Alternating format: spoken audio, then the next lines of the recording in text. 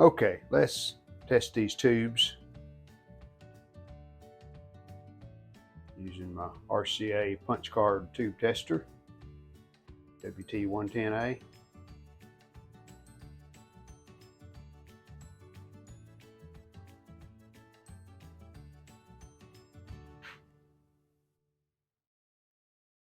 Hello again, everyone. Motorola VT73. They're pretty easy to find. Lots of these were made by Motorola. Now the outside of this cabinet is pretty rough and dirty, but when we open it up,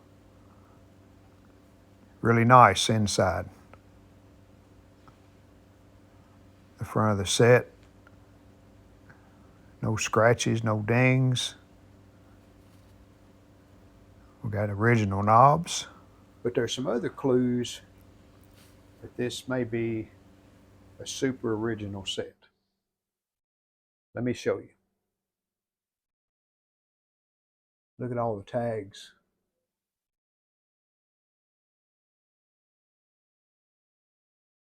They're in really good shape. All the ink stamped on the chassis for the controls. Look how bright that is. The antenna connector, shiny. And there's our date, March 23rd, 1949. Is a TS4J, later version of this chassis. I think these were the original feet right here. The screws are still there, but no feet. Not sure what those two rubber feet are doing on the back. Definitely not original there. Only two screws in the back.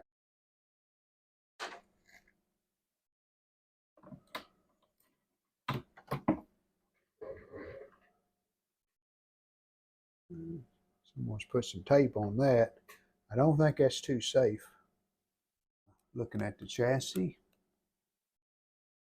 that's a replacement tube, but that's probably an original Motorola ballast. And there it tells you the ballast number stamped into the chassis or inked into the chassis. We got an original label there on that piece of wood that holds the tube. VT73.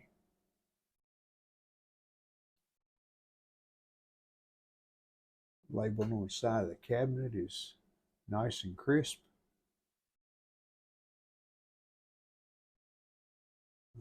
There's another replacement tube. I think that's an RCA back there, but yeah, we've had some tubes replaced, which is pretty normal for a set that's 75 years old. Look underneath, and we still have 4 feet. Well, we got to check this CRT. We'll pull it out after we test it. Okay, CR70 with the universal adapter. I always turn the filament all the way down.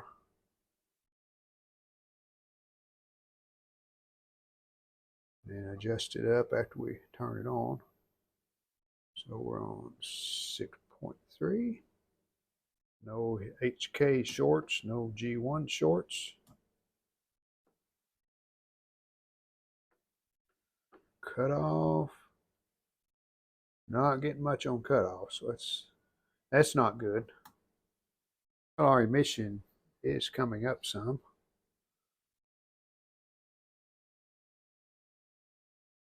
Well, emissions not a lot better than it was 10 minutes ago, so it's probably doing all it's going to do. But next I'm going to pull the tube out. And we got a number 10 nut, X-Lite number 10, which I think is a 5/16. I just call it X-Lite number 10.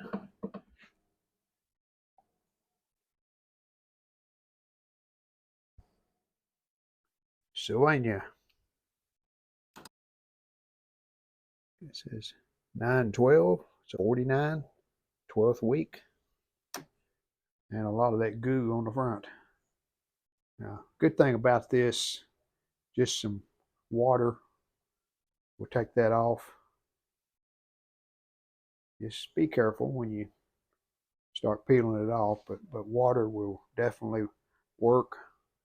I have a test chassis that's working. Let's plug this tube up to it and just see what the image looks like. Well, that just goes to show what a CRT tester will tell you on these 7JP4s. There's brightness.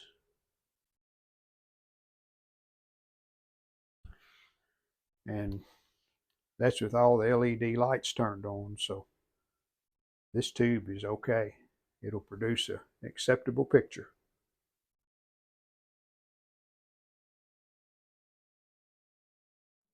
Definitely looks like the right screws and the right feet. They seem to be in good shape.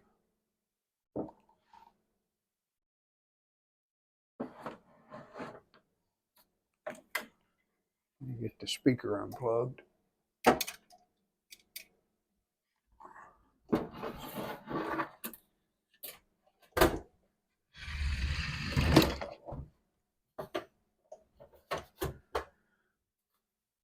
There's that metal tray. And some caps have dripped, leaked out, and those are those high voltage caps, so it kind of makes sense. That tray's been in there a while, and you can tell by the outline where it has more dirt on it. Well, I don't see too many original tubes. There's part of that CRT surround that's melted against that tube. That's a Kenrad. National Union, which a lot of these are, these larger tubes. So that leads me to believe maybe someone just replaced all the tubes. It looks like a new tube shield. Unless you're seeing something I don't see.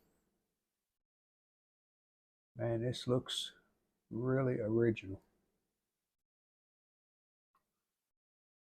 And here's the high voltage caps. You can see they still have that piece of tape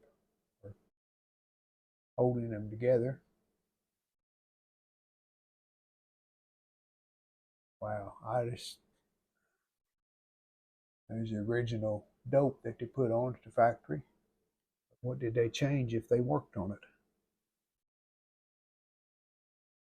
Selenium rectifiers, both still there.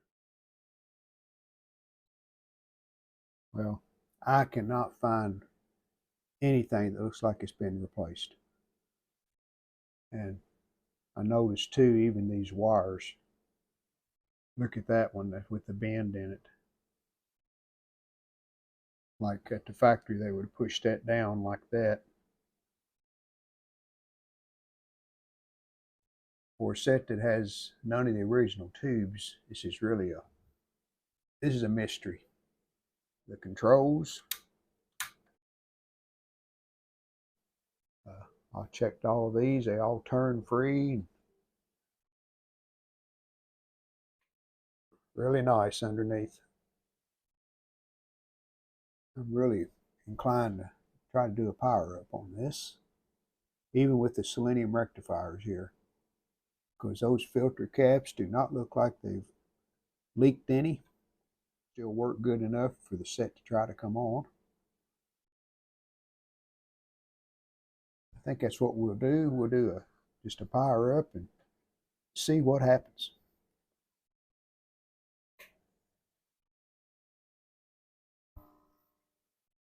Well, we do have a little sound.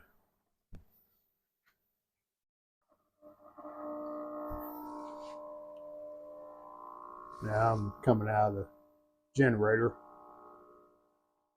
but no video, no raster. tubes are definitely heating up. I've unplugged the chassis, just flipped it over.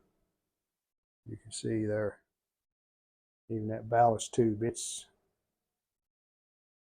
over 200 degrees. Took the cover off the high voltage section, and we're getting a pretty good arc there. So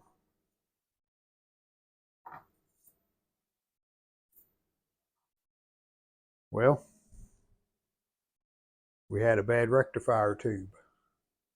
In fact, when I tried to pull the cap off of it, it was cracked around the top of the cap. And now, we still have issues with those high voltage caps and paper caps, but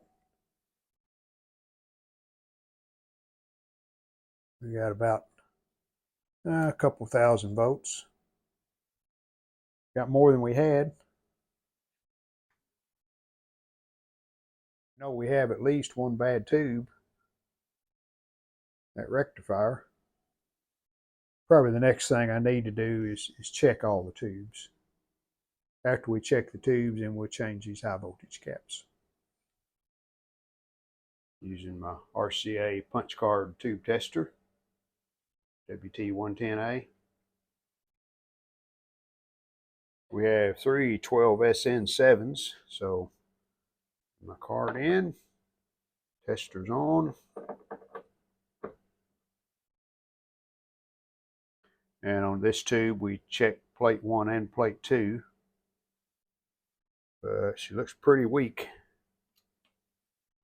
We calibrate. And we're good there, right in the middle. Plate 2 a little better. Let's test another one to see how it compares.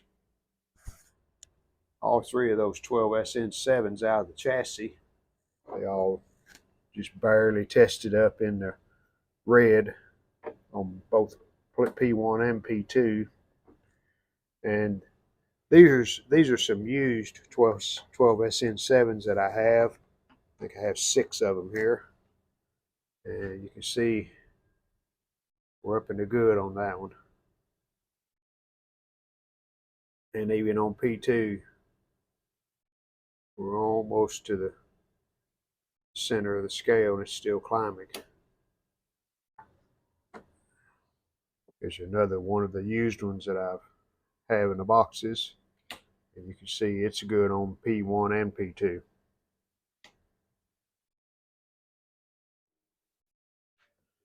So we'll put the 3 good tubes in.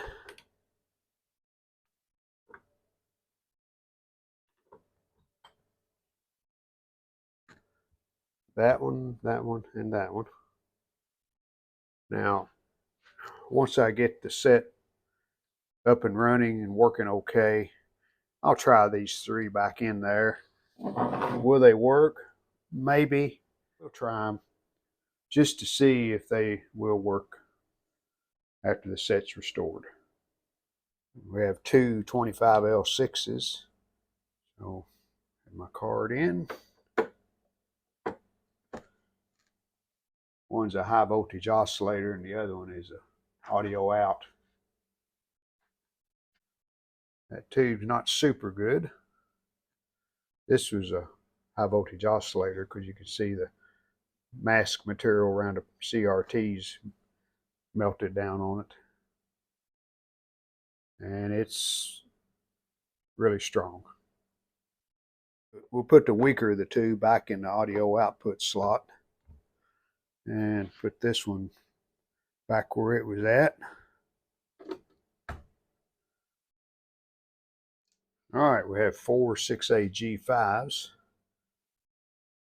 And I use my test socket on the 7-pin tubes because those screws tend to kind of get in the way that hold the socket in.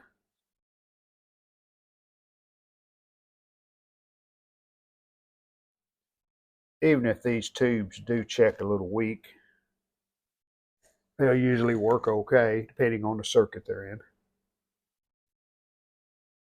And that one seems to be in good shape.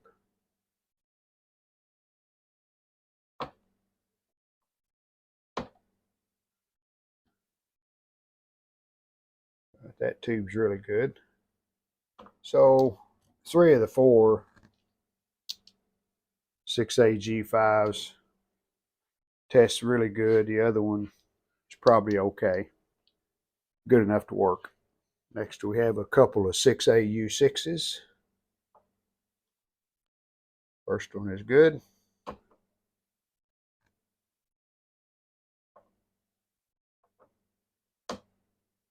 And looks like the second one's good also. Next we have a 6AL5.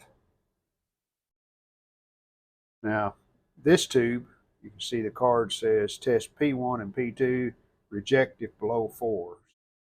We're at 4.5, so that's good enough. Actually almost 5. And P2, checking 6, so that tube is good. And the last tube is a 12AT7. And again, this one, P1 and P2. So P2 checks way up in the good. So, and now P1's up in the good.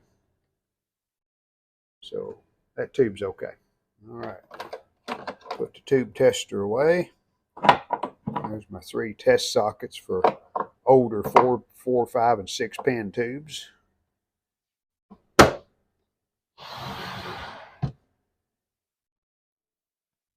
Now, just for kicks, we're going to try one more time before we start replacing those high voltage caps. Because we found those 3 tubes that were weak, let's see if it makes any difference at all.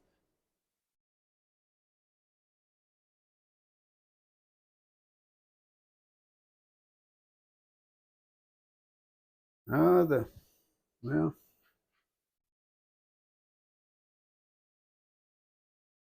like a line may be a little brighter.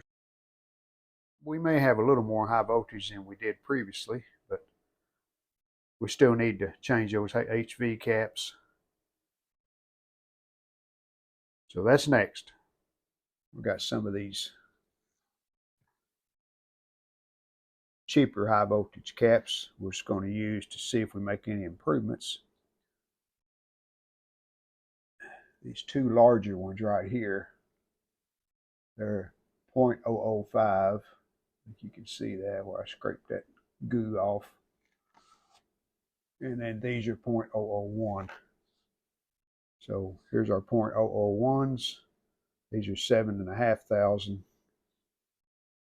And here's our 0.047s. These are 6 kVs here. These will usually work. The only issue I've had is they'll drift and you lose part of your vertical height and get distortion. Different things will happen, but for now, this is what we're going to put in just to see if we can get some deflection on the screen. A definite improvement if this tuner connections weren't so dirty. We could probably get an almost stable picture there.